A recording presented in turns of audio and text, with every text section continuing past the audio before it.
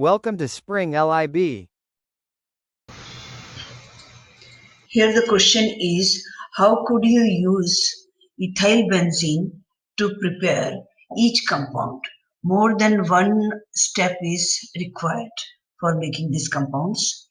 And whenever you are trying to synthesize some compounds, you have to take care of 3 points, very important points.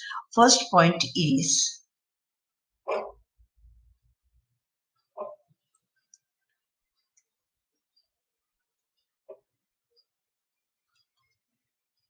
nature of the group, that is which is already present, whether it is orthopara directing or it is meta directing.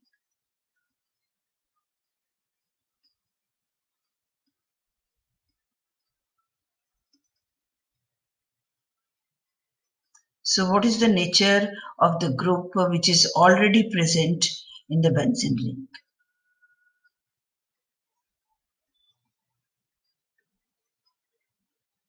This is the first very important point to note. And second important point is, what are the reagents you have to take?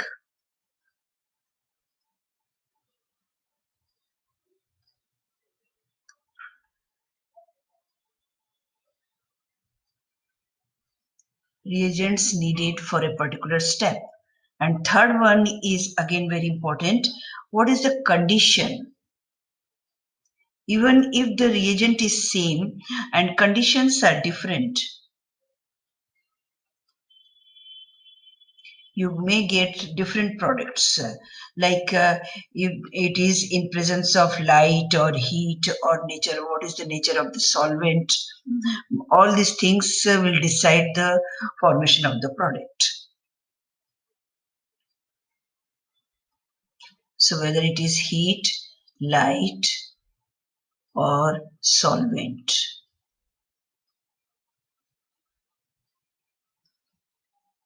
etc.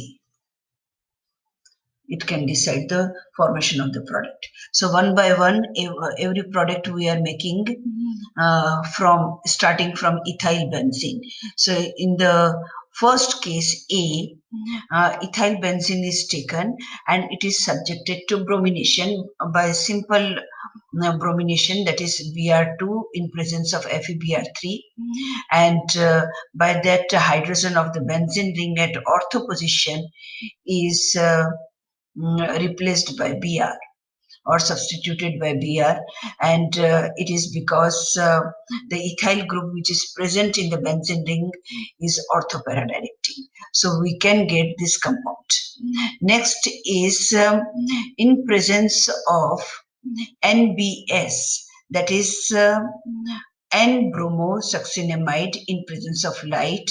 When bromination is done, we can expect benzylic bromination, and by that this hydrogen is replaced by bromine and we can get the bromine here. And once we are having the bromine at this point, then it is subjected to alcoholic KOH reaction, and by alcoholic KOH strong base, what happens? Elimination reaction is done, and here we are getting the double bond which is needed for the product formation. So this is a compound which is formed, and after that we want to get the B compound. It is this one, and this is the B compound, and this B compound starting from the ethylbenzene. So here again we need benzylic bromination, that is done by N-bromosuccinimide in presence of light, and this compound is formed, second compound. And from this, when it is treated with aqueous KOH, not alcoholic, when aqueous KOH is taken, then Br is replaced by OH, that is substitution reaction, not the elimination reaction. And by that we can get the B compound. Now come to the C compound. C is again starting material is ethylbenzene, and it is treated with bromine in presence of light or heat. Here, this bromination is done by radical mechanism, and we are getting the same compound which was in the first A or B. We have used this compound. The same compound we are getting by this reagent also. And when it is treated with potassium salt of tertiary butoxide, very strong base, potassium salt is taken, and by this again we can expect the elimination reaction, and double bond appears here, and the product is styrene. So this is styrene.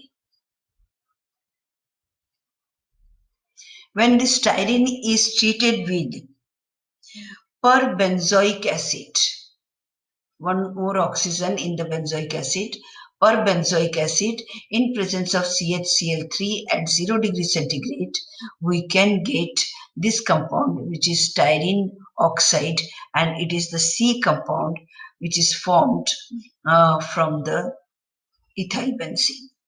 And now come to the D, the last one. Here also we are doing the simple bromination of this alkyl part, and in presence of light. Many products are expected here. Out of that, one of the products is this at the tip. This carbon, one hydrogen is replaced by bromine, and we can get the 1-bromo-2-phenyl ethane. This compound is formed by the first step, and when it is treated with aqueous KOH, substitution reaction is again taking place, and Br is replaced by OH group. So this is how finally we are getting all the products A, B, C and D starting from ethyl benzene.